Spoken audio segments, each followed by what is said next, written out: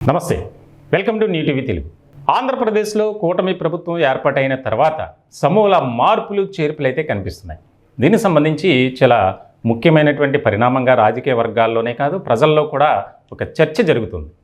గత ప్రభుత్వం అంటే వైఎస్ఆర్సీపీ హయాంలో ఉన్నప్పుడు 5 ఏళ్ల పాటు అందించినటువంటి ఏవైతే సంక్షేమ పథకాలు ఉన్నాయో, చేసినటువంటి అభివృద్ధి కార్యక్రమాలు ఉన్నాయో వాటిని బేస్ చేసుకుని నిజంగా సంక్షేమ పథకాలు ఫలాలు ప్రజలకు అందాయా లేదా అనే దాని మీద ఫోకస్ పెట్టారు రాష్ట్ర ముఖ్యమంత్రి నారా చంద్రబాబు నాయుడు.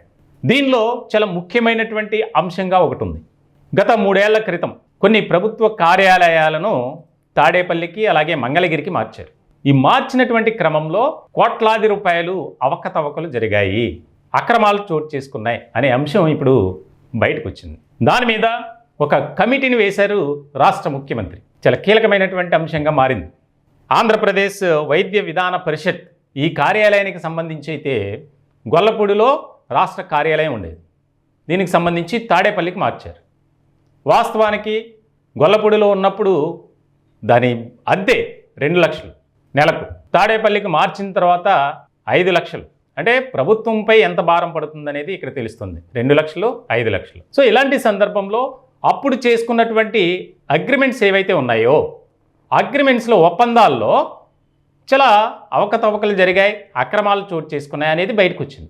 దీనికి సంబంధించి అప్పుడు చాలా కీలకంగా వ్యవహరించినటువంటి అధికారులు ఎవరైతే ఉన్నారో వారు ప్రస్తుతం సెలవుపై ఉన్నారు. చాలా ముఖ్యమైనటువంటి అంశం ఇది. దీనిపై అనేక రకాలుగా ఆరోపణలు విమర్శలు కూడా వస్తున్నాయి. ఇటువంటి తరుణంలో దీనికి సంబంధించి ఈ కార్యాలయ మార్పు అనేది జరిగినప్పటి నుంచి ఎటువంటి పరిణామాలు చోటు చేసుకున్నాయి అనే దాని మీద ఫోకస్ పెట్టారు. అలాగే ఇబ్రహీంపట్నం నుంచి కూడా కొన్ని ప్రభుత్వ కార్యాలయాలను మంగళగిరికి మార్చారు. ఇక్కడ ఒక విమర్శ ఆరోపణ కూడా బాగా వినిపిస్తుంది. వైఎస్ఆర్సీపీకి చెందినటువంటి ఎవరైతే కొంతమంది ప్రముఖులు ఉన్నారో వారికి సంబంధించినటువంటి భవనాల్లో ప్రభుత్వ కార్యాలయాలను పెట్టారు.